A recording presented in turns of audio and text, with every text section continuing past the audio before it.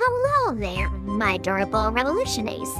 With the new release, you may expect me to review new content, like a sane and logical person, but instead, we'll try another communist nation old patch, Longswordian partisans. Well, at the moment, we have literal overlords of cringe in charge of nation, reformism day. But the thought for long, changes are coming. National Liberation Committee is working on it. All united by one goal, team, where nobody will backstab one another, right? Every journey begins with first little steps.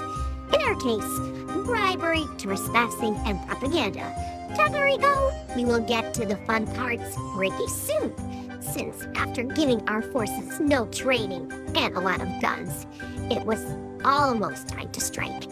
As you may expect, some cringe members of our revolution wanted to do it without so-called unnecessary casualties. But as the great philosopher Abba Povner once said, if you have a choice, pick the ones that kills more griffons. For some unknown reason, this wise course of actions was not appreciated by common population. Some may see this as a failure, but all I see is more targets to eliminate. And with that, we have even more reasons to conduct another wave of assassinations. Also, I forgot to mention that we have this group of wannabe rebels, but they are amateurs and won't be a problem for us. Okay, this is for the last time. I swear, last time we terrorize reformism by killing everybody who even slightly relates to them. Next time, we will fight in proper way at the field. Speaking of it, let's go! You may be wondering, what strategy we are going to use? Well, our generals have prepared something truly genius. Manure that our enemies will never expect. We will just go around our enemies completely ignoring their forces. Yep, that's our plan. And with the usage of it, we finished the war in 14 days. Yes, 14. I mean, some may consider this dishonorable, but as a great philosopher Abba Povner once said, do not seek honor in war. Look for griffon skulls instead. And if you wonder how we managed to ruin the nation despite not fighting in cities, and where most of the population disappeared, well, oh, look, a puppy image. So cute, right? And now, when victory is ours, the main goal for us is to avoid power struggles that, for some reason, always plague commie nations. We'll achieve it with peaceful conference, and the pony who wins it will lead us. The first to give speech was Starry Night. She was going to talk about unity, brotherhood, and freedom. But due to her smoking habits, she ended up just coughing all the time. Yeah, nobody was impressed. Surprisingly, Golden Morning managed to win. He did it by shooting political opponents to death. Yeah, the whole political conference thing, it failed. But the hope is still there. You see, before rejecting an invitation, Abba Povner said wise words. Conferences bring nothing but wasted opportunities. I bring death to griffons. We are not the same. Star disagreed, but she's dead and Povner is fine, so who was correct? To avoid another civil war, Povner and Morning went on a duel. Golden Morning had faith in victory, and Povner had sniper support. You probably can guess how it went. And so Povner seized control. Well, and his friend Ludwig, and his Povner's body pillow. What followed next was a long road to rebuilding the nation. Well, at least it was supposed to be so. You see, partisans will get debuffs if they attack anybody before rebuilding. But if others attack you, we'll simply miss on some useless butts. So Povner wrote a letter to our neighbor, Winfried von Katerenberg. Dear Winfried, you smell, it said. Griffon was unhappy and instantly started preparing for war. Of course, we were not fully prepared for it ourselves, so it was going to be a hard confrontation. But I had faith in our people.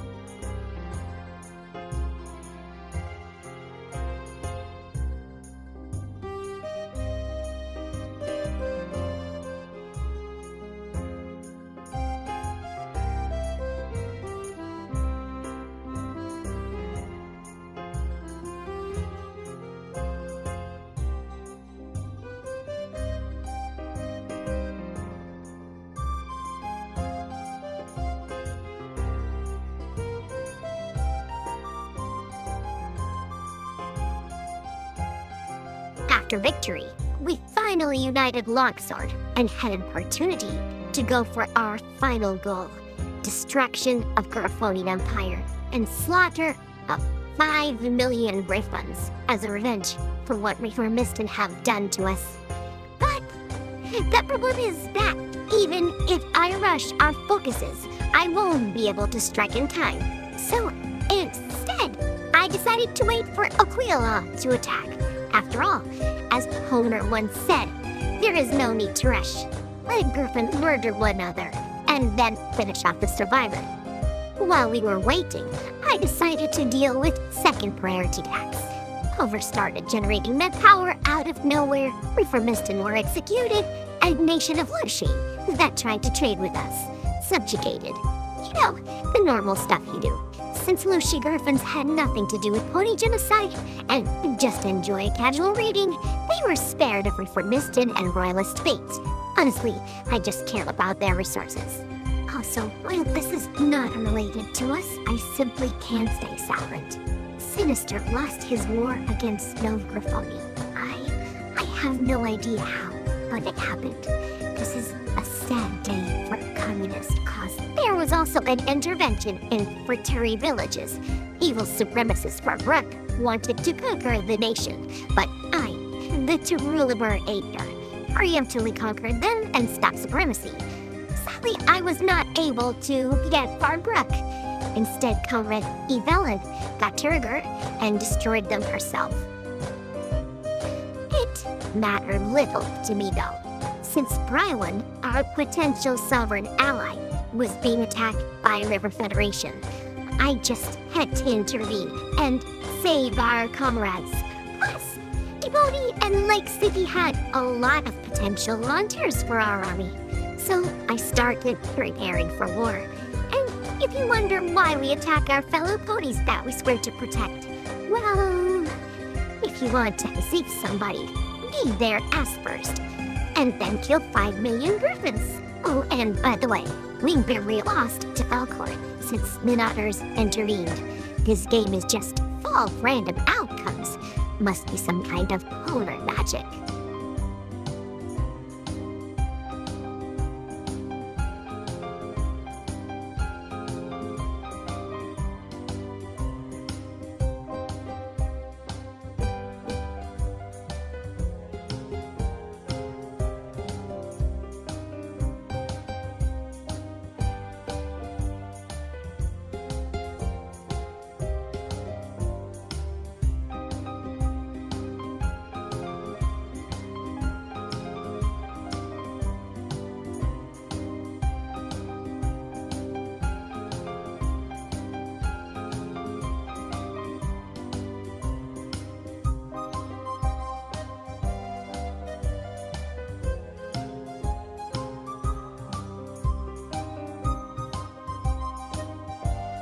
This war ended in a weird way. You see, our coalition leader is supposed to capitulate only when all other members surrender. However, everything went the other way around. As soon as Lake City was fully occupied, all coalition instantly surrendered. I mean, I'm not complaining. Saved me some time. After the war, I decided to fix another problem. Diamond Mountain went communist, but was refusing to join my faction all this time. But, if you are not coming to Povner is coming to you. Especially if you have a lot of resources. At this point, it was super quick, one-sided war.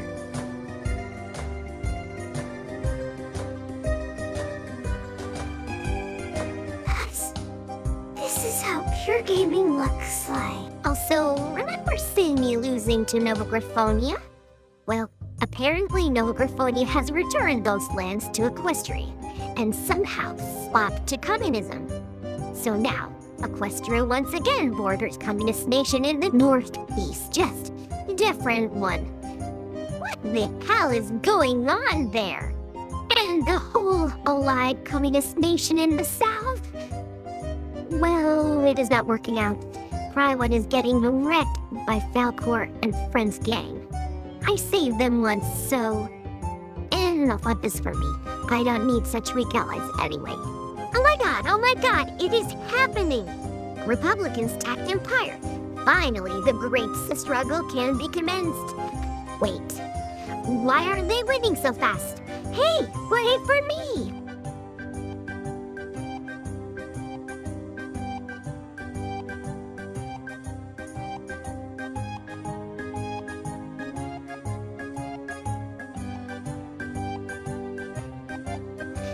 You probably already guessed it by this point.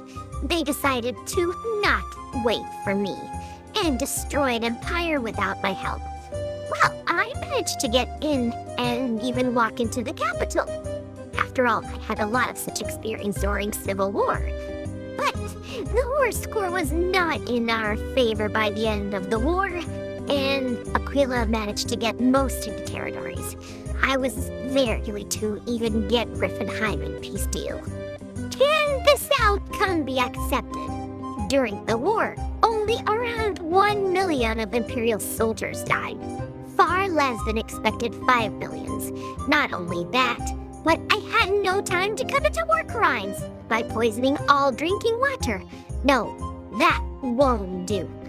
We will need great trial number 2 to settle the score with Griffonkind. Aquila, we are coming. Well, have borrowed a lot of troops from my puppets and had to design tanks for them. This is the first time I opened any design in this playthrough, by the way.